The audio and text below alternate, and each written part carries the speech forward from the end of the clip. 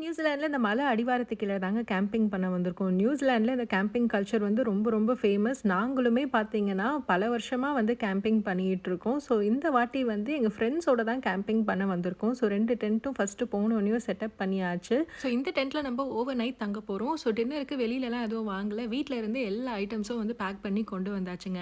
So இந்த electric குக்கர்ல தான் வந்து பார்த்தீங்கன்னா, இன்னைக்கு நம்ம சிக்கன் பிரியாணி பண்ண போறோம். ஸோ நான் வந்து வெங்காயம், தக்காளிலாம் வதக்க ஆரம்பிச்சுட்டேன். சிக்கன் பிரியாணியும் பார்த்தீங்கன்னா, ஒரு 1/2 அன் ஹவர்ல வந்து சூப்பரா ரெடியா இருந்துச்சு.